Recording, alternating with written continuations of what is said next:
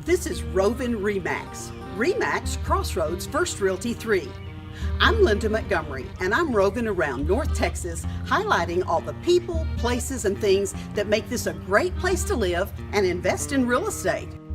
This is a segment of Rovin Gets Real. We're going to talk about property taxes today and some myths about them. Of course, everybody hates property taxes, right? Well, do you believe these common myths? One of the first ones is that assessors determine property taxes, and that is not true.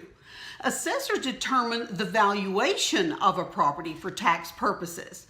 The dollar amount of this assessment is then multiplied by the tax rate of various entities to come up with the actual amount of property tax on a property tax bill.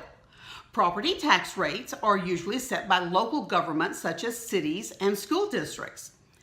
Myth number 2 is that taxes are high because of assessments. Well, now this can be true, and it is true in many areas of North Texas right now, but it's only part of the picture.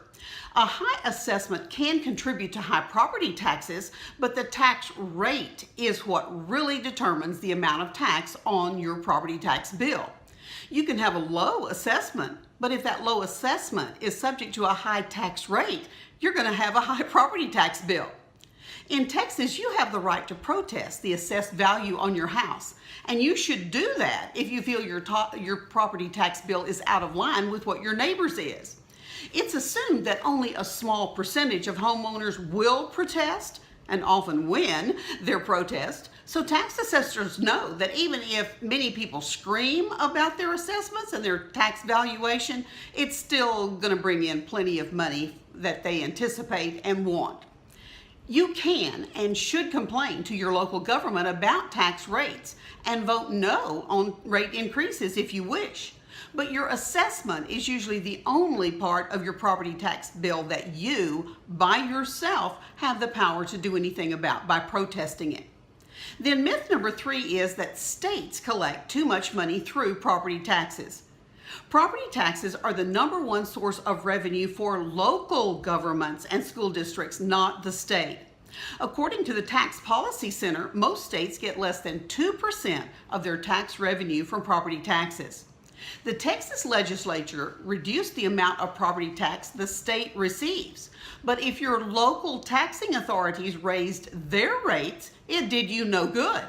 You're paying the same or even more money in property taxes, but now it's all staying local.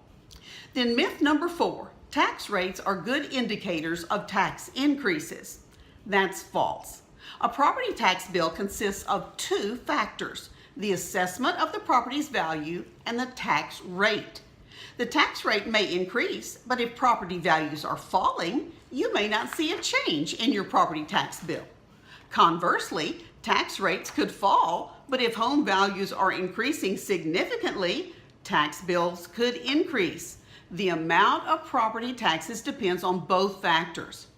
In North Texas, we are seeing unprecedented appreciation in home values. So homeowners are seeing their tax bills skyrocket. This is not fair to homeowners. It is especially unfair to people on fixed incomes. They bought a house they could afford, but then they get priced out of their houses without doing a thing. Local government representatives brag that they haven't raised tax rates, but they know they'll be getting a lot of extra money because of the rise in tax assessments. They go on and spend that money whether they need it or not. The public isn't that stupid. This is poor money management and disingenuous. A 16-year-old will spend money just because it's in his pocket. A city or school district should behave more responsibly.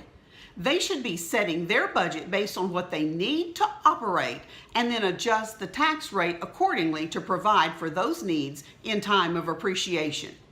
Contact your local officials if you agree with me. Of course, this is just my opinion and doesn't reflect the opinion of anybody else.